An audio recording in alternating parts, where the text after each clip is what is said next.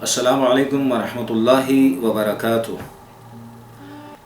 अल्हम्दुलिल्लाह नहमदुहु व नस्तईनुहु व नस्तहदीह व नुसल्ली अला मुहम्मदिन सल्लल्लाहु अलैहि वसल्लम व अला आलिहि व सहबिहि अजमईन। अऊज़ु बिल्लाहि मिनश शैतानिर रजीम। बिस्मिल्लाहिर रहमानिर रहीम। रब्बि इश्रह ली सदरी व यस्सिर ली अमरी वहलुल उक़दतम मिन लिसानी यफ़क़हू क़ौली। फ़अम्मा बाद। चंद रोज़ पहले हिंदुस्तान के मशहूर अदाकार the famous actor Naseeruddin Shah ने एनडीटीवी को इंटरव्यू देते हुए तालिबान के मुताल्लिक़ और हिंदुस्तानी इस्लाम के मुताल्लिक़ और दुनिया के इस्लाम के मुताल्लिक़ कुछ अपनी राय और कुछ अपना ओपिनियन रखा है। हालांकि अफगानिस्तान में तालिबान का दोबारा हुकूमत पा लेना दुनिया भर के लिए फिक्र का बायस है, इससे कम खतरनाक नहीं है हिंदुस्तानी मुसलमानों के कुछ तबकों का उन वहशियों की वापसी पर जश्न मनाना। आज हर हिंदुस्तानी मुसलमान को अपने आप से ये सवाल पूछना चाहिए कि उसे अपने मजहब में इस्लाह, रिफॉर्म और जिद्दत पसंदी, मॉडर्निटी चाहिए या पिछली सदियों के वहशीपन का इक़दार, वैल्यूज। मैं हिंदुस्तानी मुसलमान हूं और जैसा कि मिर्जा गालिब एक अरसा पहले फरमा गए हैं, मेरा रिश्ता अल्लाह मियां से बेहद बेतकल्लुफ है। मुझे सियासी मजहब की कोई जरूरत नहीं है। हिंदुस्तानी इस्लाम हमेशा दुनिया भर के इस्लाम से मुख्तलिफ रहा है और खुदा वो वक्त न लाए कि वो इतना बदल जाए कि हम उसे पहचान भी न सकें। तो अव्वल तो नसीरुद्दीन शाह कौन है? कौन है से मुराद एक एक्टर है, जाने पहचाने एस्टैब्लिश्ड एक्टर हैं, लेकिन इस्लाम के मुताल्लिक़ उनकी राय और उनका ओपिनियन कोई हैसियत नहीं रखता, क्योंकि ना उनका बैकग्राउंड ऐसा है, ना उनकी ज़िंदगी ऐसी है कि कोई कह सकते हैं कि इस्लाम की एग्जेम्पलरी लाइफ है, कि एक ऐसे मुसलमान है कि जिसकी ज़िंदगी मिसाली है इस्लाम के नुक्ते नज़र से। तो उनकी राय और उनका ओपिनियन कोई माने नहीं रखता। लेकिन चूँकि उन्होंने एक नेशनल टेलीविज़न पर अपना ओपिनियन रिकॉर्ड करवाया है, जिससे लाखों लोगों ने अभी तक देखा है, तो उसका रद्द-ए-अमल, उसका रिस्पॉन्स बनता है। तो ये कौन है नसीरुद्दीन शाह? ये एक एक्टर हैं जो बहैसियत मुसलमान खुद ऑन स्क्रीन कई बार हमने उन्हें शरीयत की धज्जियाँ उड़ाते हुए देखा है। कभी वो शराब नोशी, कभी गैर महरम की बाहों में झूलते हैं, कभी ठुमके लगाते हैं, कभी नाचते हैं, कभी गाते हैं। ये उनका ऑन स्क्रीन कैरेक्टर है। ऑफ स्क्रीन वो कैसे हैं अल्लाह आलम, कि अपनी ज़ाती ज़िंदगी में भी वो बाद नोशी करते हैं, शराब नोशी करते हैं, नहीं करते हैं, अल्लाह आलम, लेकिन पर्दे पे तो ये करते हैं। तो क्या ये इस्लामी नुक्ते नज़र से जायज़ है? क्या इस किस्म की आज़ादी के आप वकालत करते हैं, इसीलिए आपको वो लोग जो शरीयत की बात करते हैं नागवार हैं? बहरहाल, चूँकि उन्होंने अपनी गुफ्तगू में, जिस पे हम पॉइंट टू पॉइंट डिस्कशन करेंगे इंशाल्लाह मुख्तसर, बिल्कुल कम वक्फे में, लेकिन उन्होंने जो चंद अल्फाज इस्तेमाल किए हैं कि उन वहशियों की वापसी और वही सदियों पुराने वहशी इक़दार, तो उन्होंने एक जुमले में तमाम मुसलमान फ़ातिहीन जो कॉन्करर्स थे और जिन्होंने कई मुल्क फ़तह करके उस पर इस्लाम को नाफिज किया था, उनको सबको उन्होंने इस एक जुमले में कवर कर लिया, एम्ब्रेस कर लिया। तो ये तो मुसलमानों के हीरोज़ हैं, मुसलमानों के आबा व अजदाद हैं। उन पर जब आप इस किस्म के अल्फाज इस्तेमाल कर सकते हैं उनके लिए, तो फिर आपके भी आबा व अजदाद पर थोड़ी बहुत गुफ्तगू होनी चाहिए, थोड़ा बहुत कलाम होना चाहिए, ताकि जो लोग नहीं जानते वो जान लें, क्योंकि आपने नेशनल टेलीविज़न पर अपना ओपिनियन रिकॉर्ड करवाया है। तो नसीरुद्दीन शाह साहब का ताल्लुक़ एक ऐसे शख्स से है जिसका नाम था जां फिशां खान। ये ख़ुद अफ़गानी हैं और उन्हीं की नस्ल से नसीरुद्दीन शाह है। और वो शख्स 1839 में 1839 एंग्लो अफ़गान वॉर में अंग्रेज़ों का साथ दिया। अपनी ही कौम के ख़िलाफ़ उसने गद्दारी की, बगावत की, उनका खून बहाया अंग्रेज़ों के साथ। और जब उन्हें शिकस्त हुई 1839 में, जब शिकस्त हुई, ईस्ट इंडिया कंपनी को डिफ़ीट हुई अफ़गानियों के हाथ, तो वो ईस्ट इंडिया कंपनी के साथ हिंदुस्तान वापस आ गया। वापस आने के बाद फिर 1850 में जो इंडिया का फेमस रिवोल्ट है 1857 की, जो तहरीक आज़ादी है, जिसमें मराठे, मुसलमान और سارا ہندوستان متحد ہو کر انگریزوں کے خلاف آزادی کی جنگ لڑ رہا تھا، اس میں بھی انہوں نے جہاں فشاں خان نے انگریزوں کا ساتھ دیا، ہندوستانیوں کا ساتھ دینے کی بجائے انگریزوں کا ساتھ دیا۔ تو آج کل کے حامد کرزائی، اشرف غنی قسم کے مسلمان تھے جو اپنی قوم کے خلاف انویڈرز کا، آکوپائرز کا ساتھ دیتے رہے ہیں، تو ہمیں کوئی سرپرائز، کوئی اچنبھا نہیں ہے کہ آپ بھی انہی کی اولاد میں سے ہیں۔ بہرحال اللہ تعالیٰ آپ کو ہدایت دے اور آپ کے نظریات کی اصلاح کرے۔ تو اب آتے ہیں آپ کی گفتگو کی جانب۔ آپ نے کہا کہ افغانستان میں طالبان کا پھر سے اقتدار پا لینا ساری دنیا کے لیے فکر کا باعث ہے۔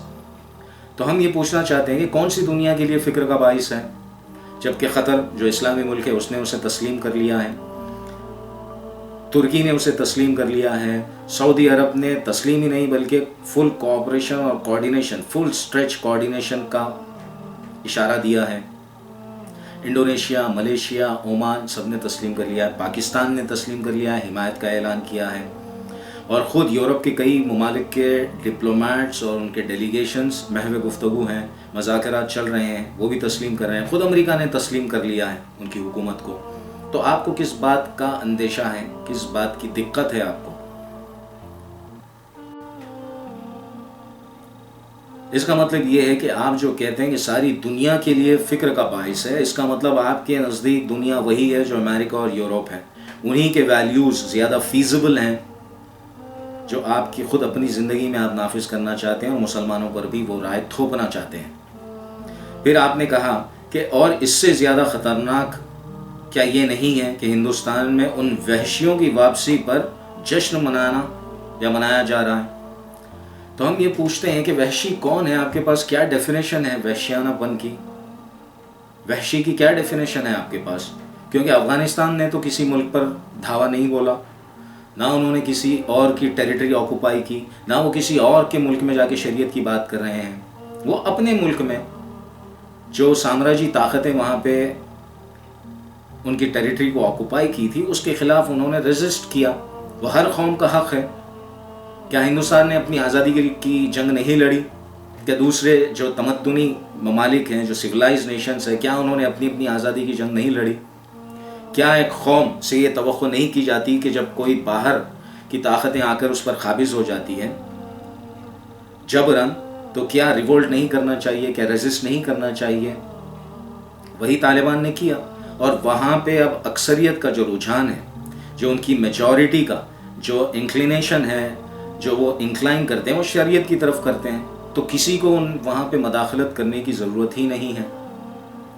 پھر تیسری بات انہوں نے کہی کہ ہر مسلمان کو اپنے آپ سے سوال کرنا چاہیے کہ اسے اسلام میں اصلاح، ریفارمز اور جدت پسندی یا ماڈرنٹی یہ چاہیے، یا وہی صدیوں پرانا وحشیانہ اقدار یعنی ایج اولڈ باربیرک ویلیوز چاہیے، یا اصلاح، ریفارمز یا اور ماڈرنٹی چاہیے؟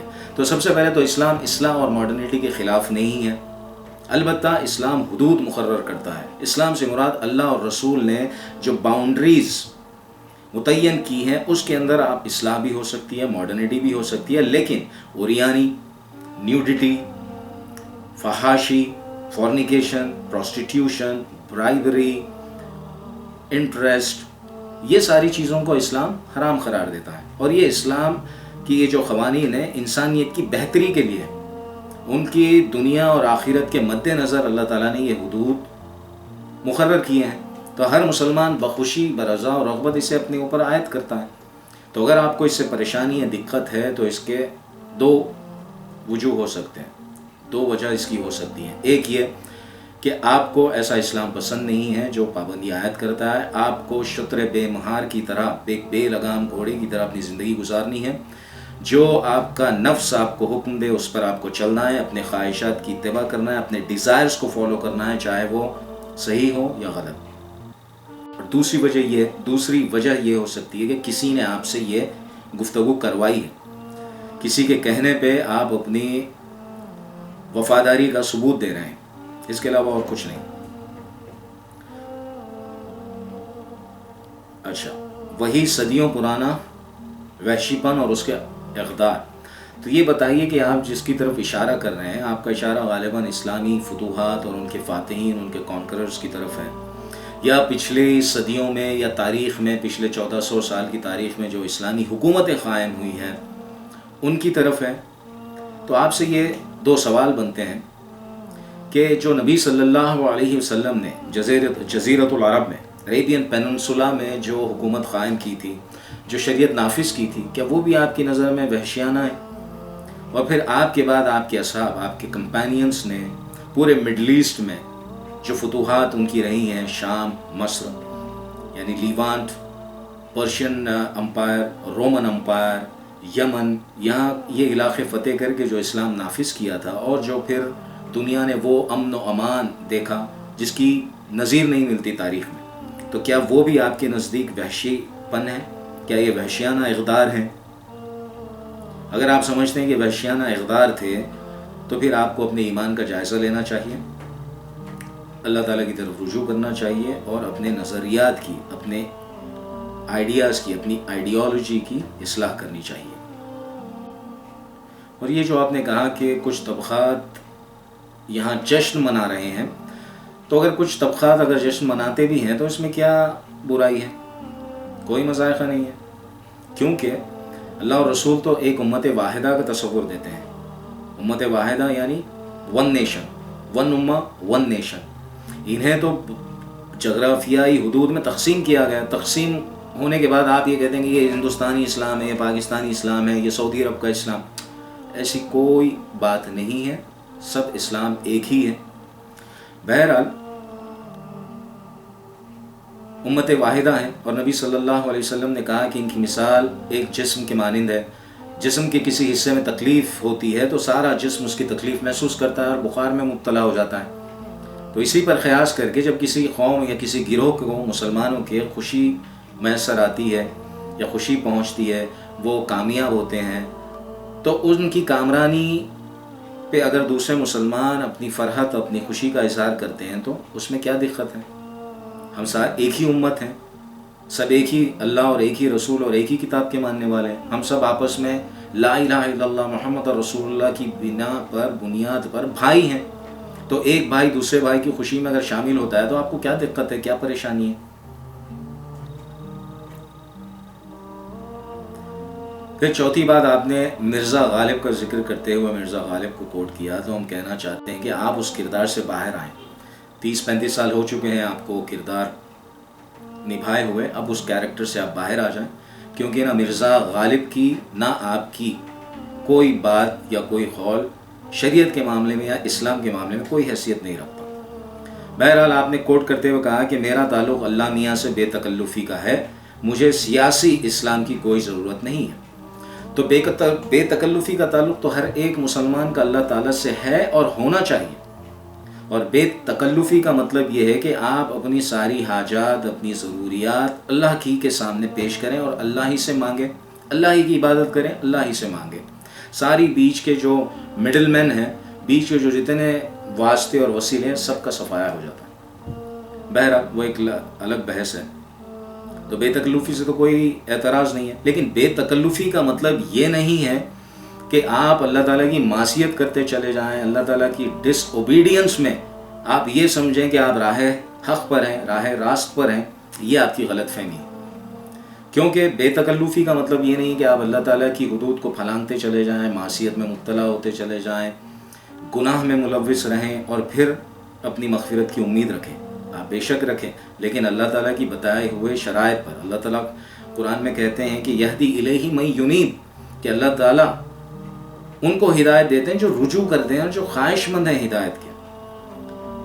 اور رجوع کرنے کے لیے پہلی شرط توبہ ہے. اگر آپ توبہ کرتے ہیں اپنی بدعمالیوں سے، اپنے شرک و بدعت سے اور اپنے گناہوں سے، اور پھر اس کی طرف نہ پلٹنے کا عزم کرتے ہیں، تو جب آپ کی توبہ قبول ہوتی ہے پھر اللہ تعالیٰ آپ کی طرف متوجہ ہوتا ہے.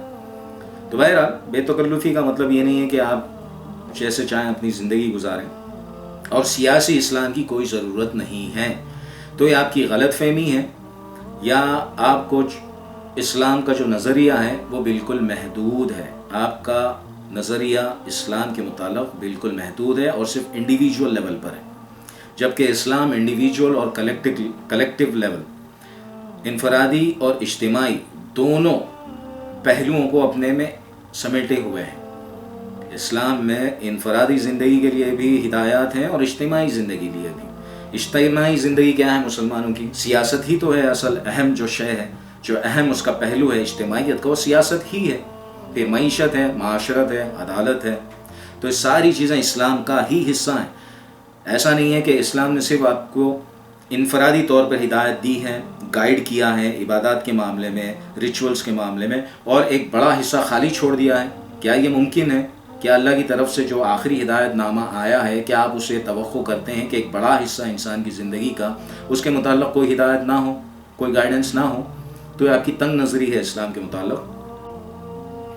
اور اگر آپ قرآن پڑھتے ہیں تو قرآن کا جو 5واں سورہ ہے، سورہ مائدہ، آیات نمبر 44 سے لے کر 46 تک، ورسز نمبر 43 سے آپ 46 تک اگر مطالعہ کریں تو وہاں پہ اللہ تعالیٰ نے تورات کا حوالہ دیا، پھر عیسیٰ علیہ السلام یعنی انجیل، اور پھر قرآن کا، اور ایک ہی جملہ بار بار ان 3 آیتوں میں ریپیٹ کیا متکرر کہ جو لوگ اللہ تعالیٰ کے نازل کردہ کلام کے مطابق حکومت یا تحکیم نہیں کرتے وہ کافر ہیں۔